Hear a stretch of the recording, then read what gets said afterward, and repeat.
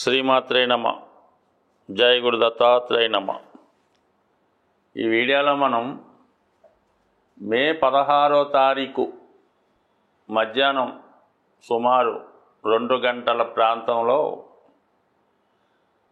కుంభరాశిలోకి మారుతున్నటువంటి రాహుగ్రహ ప్రభావం ఏ విధంగా ఉండబోతుంది అని పరిశీలించినప్పుడు మరి సుమారుగా 18 నెలల తర్వాత గ్రహం ఈ రాహుగ్రహం మారడం జరుగుతూ ఉంటుంది. అంటే 18 నెలలకు ఒకసారి రాహు మారుతూ ఉంటాడు. ఆ ప్రయత్నంలో కుంభరాశిలోకి రావడం జరిగింది. అంటే కుంభరాశిలో రాహు మారిన టైంకి ఎటువంటి గ్రహాలు లేవు.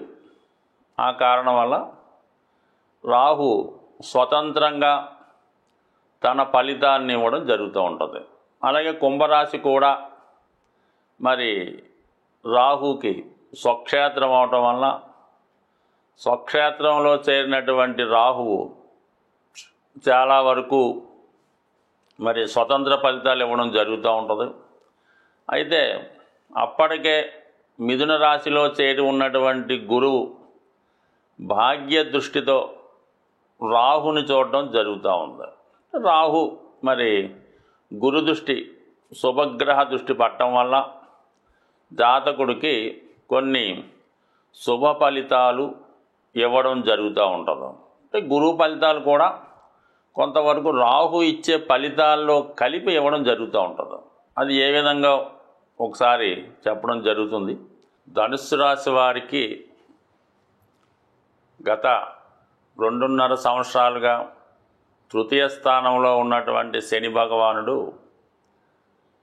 మార్చి 29న అర్ధాష్టమ శనిగా మారడం జరిగింది. మళ్ళా మీకు తిరిగి 45 రోజుల తర్వాత రాహు తృతీయ స్థానంలోకి స్వక్షేత్రంలోకి మారడం జరిగింది. ఒక విధంగా రాహుకి ఇది సొంత క్షేత్రం. అలాగే శని యొక్క క్షేత్రం అవటం వల్ల శని ఫలితాలు ఇవ్వడం జరుగుతుంది. సో అందువల్ల మీరు మళ్ళా తిరిగి మీ యొక్క పోరాటాన్నో విజయావకాశాలను తిరిగి స్టార్ట్ చేయొచ్చు. ఏ ప్రయత్నం చేసినా శని కన్నా మీకు రాహువే బాగా సహకరిస్తాడు. అంటే శని భగవానుడు ఒక చోట్లో ఉన్నప్పుడు అది ఫిక్స్ మాట. దాన్ని మార్చడం ఎవరి వల్ల కాదు. శని చేద్దాం అనుకుంటే చేసి తీరుతాడు. అంటే రాహు అలా కాదు. రాహు తన ఉన్న రాశిని బట్టి, చూస్తున్న గ్రహాన్ని బట్టి, కలిసి ఉన్న గ్రహాన్ని బట్టి మారడం జరుగుతూ ఉంటుంది. సో ఆ కారణం వల్ల ఏంటంటే ఒక విధంగా రాహువే బెటరు. మరి అటువంటి రాహు సుమారు 18 నెలల పాటు ధనుసు రాశి వారికి ఒక మంచి ప్రయత్నానికి విజయ అవకాశాలు పెంచడం జరుగుతుంది. సో ఏదైనా తిరిగి మీ యొక్క కొత్త ప్రయత్నాలు ప్రారంభించవచ్చు. అంటే రాహు ఏంటి, సాధారణంగా ఏదైనా పెద్ద పెద్ద పరిశ్రమలకి, పెద్ద పెద్ద సినిమాలు, టీవీ స్టూడియోస్, న్యూస్ రీడర్స్ లాంటి వాళ్ళు, సో ఏదైనా ఒక పెద్ద సంస్థ ప్రారంభించాలి, లేదంటే ఒక పెద్ద పోరాటాన్ని ప్రారంభించాలి. అంటే పూర్వకాలం దేశ స్వాతంత్రం కోసం మన పోరాడిన వాళ్ళంతా కూడా ఈ ధనుసు రాశిలో, ధనుసు లగ్నంలో జన్మించిన వారే దేశ స్వాతంత్రం కోసం ధైర్యంగా పోరాడారు. దాని తర్వాత వేరే వాళ్ళు స్వాతంత్రం వచ్చిన తర్వాత అనుభవించారు, కానీ ప్రారంభంలో వీళ్ళే బాగా పోరాడి విజయం సాధించడం జరిగింది. ఇప్పుడు మీరు ఏదైనా ఒక రివల్యూషన్ కోసమో, సంఘంలో ఒక మార్పు కోసమో, కొత్త చట్టం తేవడానికో, పాత చట్టాన్ని రద్దు చేయడానికో మీ యొక్క పోరాటాన్ని ప్రారంభించవచ్చు. దానికి తగు విధంగా సహకారం కూడా లభిస్తుంది. ఎస్పెషల్లీ ఏంటంటే వివాహం, సప్తమ స్థానంలోకి గురువు మారడం, సప్తమంపై రాహు దృష్టి, ఇది కంపల్సరీగా మీకు వివాహానికి అనుకూలమైనటువంటి స్థితి ప్రారంభమైంది.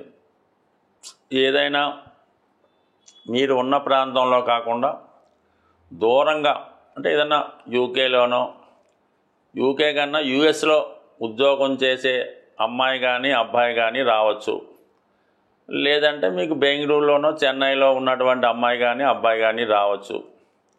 అయితే చాలా ఉన్నత స్థాయిలో ఉంటూ అత్యధిక వేతనం పొందుతున్నటువంటి వాళ్ళు ఎక్కువగా ఈ సాఫ్ట్వేర్ అంటే సాఫ్ట్వేర్లో అనేక రకాలు ఉన్నప్పటికి కూడా దానికి సంబంధించింది కానీ రైల్వే డిపార్ట్మెంట్లో ఉద్యోగస్తురాలు కానీ ఉద్యోగం చేసే అమ్మాయి కానీ అబ్బాయి కానీ సో ఈ విధంగా, లేదంటే ఒక ఇండస్ట్రీకి సంబంధించిన వాళ్ళు అంటే ఈ ఫిలిం ఇండస్ట్రీ అవ్వచ్చు, టీవీ ఇండొచ్చు, మీడియా అవ్వచ్చు, ఆ విధంగా సంబంధించిన అమ్మాయి కానీ అబ్బాయి కానీ మీకు వచ్చే అవకాశం ఉంది. కాబట్టి ఆ విధంగా ప్రయత్నం చేయడం వల్ల వివాహంలో ఉన్నటువంటి సమస్యలు కూడా ఈయన అభిప్రాయ భేదాభిప్రాయాలు తొలగుతాయి.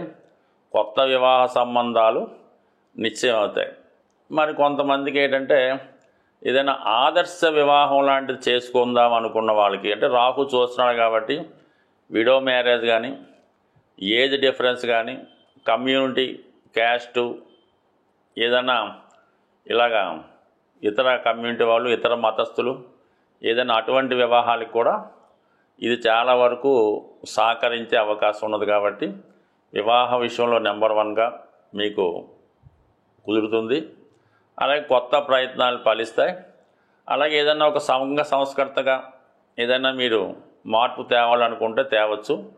లేదంటే ఏదైనా కొత్తగా ఒక సంస్థను కానీ ఒక పార్టీని కానీ స్థాపించి మీ యొక్క ఆశయం నెరవేరే విధంగా ముందుకు వెళ్ళడానికి కూడా ఈ గ్రహస్థితి మీకు సహకరిస్తుంది. మరి ప్రస్తుతం రాహు యొక్క కారకత్వాలు, రాహు ఏంటంటే మరి తల యొక్క భాగం, సరే కేతువు మొండం కాబట్టి రాహు ఆకాశం నుంచి అంటే పైనుంచి కింద ఉన్నటువంటి ప్రపంచాన్ని చూడడం జరుగుతుంటుంది. అంటే మానవాళ్ళని, ఇక్కడ ఉన్నటువంటి పరిస్థితులు, ఇక్కడ ఉన్నటువంటి లగ్జరీసు, భోగాలు, వైభోగాలు అన్నీ చూస్తూ ఉంటాడు. అన్నీ తనకు కావాలని కోరుకున్నటువంటి గ్రహం రాహుగ్రహం. అత్యంత ఆశ కలిగినటువంటి గ్రహం. అలాగే అత్యంత శుభగ్రహం కూడా చెప్పొచ్చు కొన్ని సందర్భాల్లో. మరి సంతానాన్ని ఇచ్చే అధికారం రాహుకు ఉంటుంది. అలాగే వివాహం చేసే అధికారం ఉంటుంది, సంపదనిచ్చే అధికారం ఉంటుంది. బట్ కానీ ఏదైనా తను ఇచ్చే దాంట్లో కొద్దిగా అవినీతి, అక్రమం ఉంటుందన్నమాట. ఏది కూడా చట్టానికి లోబడి ఇవ్వడం జరగదు. అంటే అర్హత లేని వాడికి విశేషంగా ధనం ఇస్తూ ఉంటాడు. అలాగే ధనం సంపాదించే విషయంలో ఎటువంటి న్యాయ విచక్షణ లేకుండా ధనం సంపాదించడం జరుగుతూ ఉంటుంది. ఈ మధ్యకాలంలో సాధారణ వ్యక్తులు కూడా కోట్లాది రూపాయలు సంపాదించడం, చిన్న చిన్న ఉద్యోగులు కూడా కోట్లాది రూపాయలు వెనకేసుకోవడానికి కూడా రాహుగ్రహమే కారణం అవుతూ ఉంటుంది. అయితే రాహు జాతకంలో ఏ గ్రహంతో కలిస్తే ఏ భావంలో ఉంటే ఆ భావ ఫలితాలు ఇవ్వడం జరుగుతూ ఉంటుంది. రాహు శుక్రగ్రహంతో కలిసినప్పుడు జాతకుడు విశేషమైనటువంటి శృంగార జీవితాన్ని, భోగాల్ని, వైభోగాల్ని, అలాగే ఖరీదైన జీవితాన్ని అనుభవిస్తూ ఉంటాడు.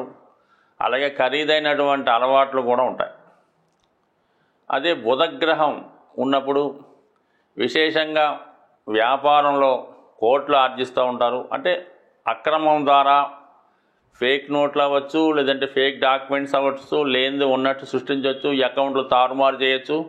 ఈ విధంగా కృత్రిమమైనటువంటి సంపద సృష్టించడం జరుగుతూ ఉంటుంది.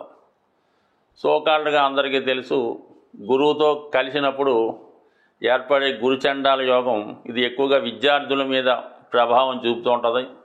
సులువుగా కొన్ని క్వశ్చన్లు రాసి పాస్ అయిపోవడం, అలాగే బ్యాక్ డోర్ ద్వారా ఈ పరీక్షా కేంద్రాల్లో వాళ్ళకి వీళ్ళకి మేనేజ్ చేసి పాస్ అయిపోవడం ఇలా కూడా జరుగుతూ ఉంటుంది. గురువుల్ని ఇబ్బంది పెట్టడం కూడా, అంటే అనేక గంటలు చెప్పచ్చు ఈ విషయం గురించి, బట్ సింపుల్గా చెప్పాలంటే ఇది. అయితే రాహువు శని కలిసినప్పుడు మాత్రం చాలా గొప్ప పెద్ద పెద్ద సంస్థల్లో పారిశ్రామిక రంగంలో ఉపాధి కల్పిస్తూ ఉంటాడు. ఇప్పుడున్నటువంటి సాఫ్ట్వేర్ రంగం అయితేనే, సినిమా రంగంలో అభివృద్ధికి ఈ శని రాహులే కారణమవుతూ ఉంటాడు. ఎవరి జాతకంలో అయినా శని రాహులు కలిసి ఉంటే వారి జీవితంలో చిన్న స్థాయి నుంచి అత్యున్నత స్థాయికి వెళ్ళే అవకాశాలు రావడం జరుగుతూ ఉంటుంది. అది కష్టపడి సంపాదించడం జరుగుతూ ఉంటుంది. ఇది గొప్ప యోగం మాట. చాలా వరకు ఇది జాతకంలో ఉండాలని కోరుకోవాలి. అలాగే ఏంటంటే శుక్ర రాహులు ఉండడం కూడా ఎలాగైతేనే జీవితంలో చక్కగా అనుభవిస్తారు. ఇంకా అందరికీ తెలుసు, రవి చంద్రులతో రాహు ఉన్నప్పుడు అది ఒక గ్రహణ యోగంగా ఏర్పడి జాతకుడి యొక్క మంచితనాన్ని మరుగున పెడుతుంది. పిల్లల వాళ్ళని ఇబ్బంది పడుతుంటారు. బట్ ఏదైనప్పుడు కూడా ఏ గ్రహం ఫలితం ఇచ్చినా ఇవ్వకపోయినా రాహు మాత్రం కంపల్సరీగా ఫలితం ఇవ్వడం జరుగుతుంది.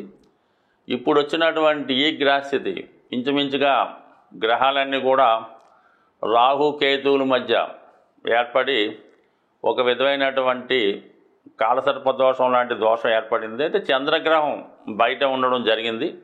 మళ్ళా కొన్ని రోజుల్లో చంద్రుడు కూడా ఈ గ్రూపులో చేరడం జరుగుతుంటుంది. కాబట్టి మరి ఈ సమయంలో జన్మించిన వారి మీద కూడా ఈ గ్రహ ప్రభావం, ఈ రాహుకేతు ప్రభావం ఎక్కువగా ఉంటుంది. కాబట్టి సో ఏదైనా ఈ రాహుకేతువులు ఎంత శుభాన్ని ఇస్తాయో అంత ఇబ్బందిని కూడా పెడుతుంటాయి. అది జాతకుడు తనను తాను ఉపయోగించుకొని గ్రహాల్ని ఏ విధంగా సంతృప్తిపరచాలో, ఏ విధంగా నడిస్తే శుభ ఫలితాలు ఇస్తాయో తెలుసుకొని గ్రహాలకు అనుగుణంగా జాతకుడు నడిచినప్పుడు మరి గొప్ప ఉన్నత స్థాయికి జాతకులు వెళ్ళడం జరుగుతూ ఉంటుంది. గ్రహాల యొక్క స్థితి మనకి అనుకూలంగా లేనప్పుడు ఆ గ్రహాలకి పరిహారం చేసుకోవడం వల్ల ఆ గ్రహాల మంచి ఫలితాలు మాత్రం మనం పొంది చెడు ఫలితాలని దూరం చేసే విధంగా జరుగుతూ ఉంటాయి. ఏదైనా ఒక గ్రహానికి మనం పరిహారం చేసుకోవాలంటే ఆ గ్రహం మీద శుభగ్రహ దృష్టి ఉంటే ఆ గ్రహం మనకి ప్రసన్నం అవడం జరుగుతూ ఉంటుంది. అదృష్టవశాత్తు రాహుగ్రహం మీద గురువు యొక్క దృష్టి ఉండడం వల్ల కంపల్సరిగా మీరు రాహుగ్రహానికి చేసే పరిహారాలు మీకు మంచి ఫలితాన్ని ఇవ్వడం జరుగుతూ ఉంటాయి.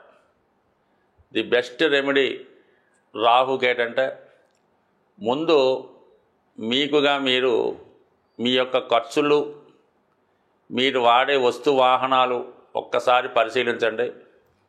అవి మన స్థాయికి మించి ఉంటే వాటిని తగ్గించే ప్రయత్నం చేయండి. నెంబర్ 1 అంటే మనం వాడే కారు, వాడే సెల్ ఫోను, వాడే బట్టలు, నిత్య జీవితంలో మనం పెట్టే ఖర్చులు ఈ ఒక్కసారి గమనించి దాన్ని కంట్రోల్ చేసుకుంటే నెంబర్ 1గా సరిపోతుంది. అది రాహుకి నెంబర్ 1 రెమెడీ. దాని తర్వాత ఎవరైతే మీ ఫ్రెండ్ సర్కిల్లో మిమ్మల్ని ఉపయోగించుకుంటూ వాడి యొక్క అవసరాలు తీర్చుకుంటూ ఉంటాడు, ఏదో క్రికెట్ మ్యాచ్కి వెళ్తూ ఉంటాడు, లేదంటే గోవా వెళ్తూ ఉంటాడు, క్యాసినో ఆడుతూ ఉంటాడు, జాగ్రత్తగా గమనించండి. అటువంటి వాళ్ళని ముందు దూరం పెట్టే ప్రయత్నం చేయండి. మీకు అవకాశం ఉంటే వాడిని మార్చే ప్రయత్నం చేయండి. అంటే మీరు మంచి దారిలోకి వాడిని తెచ్చుకొని వాడిని ఆ వ్యసనాల నుంచి బయటపడితే దాన్ని బట్టి మీరు కూడా అంటే ఎంత మనం మానేద్దామన్నా ఏదో ఒక బలహీన క్షణంలో వాడు ఏదో గోవా వెళ్తూ ఉంటాడు, కంపల్సరీగా వెళ్ళడం జరుగుతూ ఉంటుంది. అందువల్ల ఈ 2 ముందు తగ్గించుకోండి. దాని తర్వాత మెయిన్గా రాహుగ్రహానికి అమ్మవారు అంటే దశమహావిద్యలు, ప్రత్యంగర చాలా అనేక రకాలు ఉంటాయి. బట్ కానీ అందరికీ అనుకూలమైనది కనకదుర్గ అమ్మవారు. ఆ అమ్మవారికి మీరు ప్రతి శుక్రవారం విధి విధానంగా దర్శించుకొని అవసరమైతే అమ్మవారికి ఒక నిమ్మకాయల దండ, కుంకుమర్చన, రాహుకాల దీపం అంటే మంగళవారం కానీ శుక్రవారం కానీ ఇంపార్టెంట్ అన్నమాట. మంగళవారం అయితే 3 to 4:30, శుక్రవారం అయితే 10:30, 12 ఈ టైంలో రాహుకాల దీపం వెలిగించడం. మరి మగవారైతే రాహుకాలంలో ముఖ్యమైన కార్యక్రమాలు ప్రారంభించుకోకూడదు. అది కొంచెం జాగ్రత్తగా గమనిస్తే సరిపోతుంది. అలాగే ఎక్కువగా ఏదైనా మరి ఈ వాయుతత్వ రాశిలో రాహు ప్రవేశించాడు కాబట్టి విధి విధానంగా మీరు అమ్మవారికి హోమం చేయడం ద్వారా కానీ హోమంలో పాల్గొనడం వల్ల కానీ కంపల్సరీగా రాహు ప్రసన్నం అవడం జరుగుతుంది. అంటే గురు దృష్టి కూడా ఉంది కాబట్టి గురువు యొక్క స్ట్రెంత్ను కూడా పెంచుకోవచ్చు. గురువు బలాన్ని పెంచుకోవాలంటే ఏకైక మార్గం ఏంటంటే దక్షిణామూర్తి, దత్తాత్రేయుడు, మీకు విద్య నేర్పిన గురువు.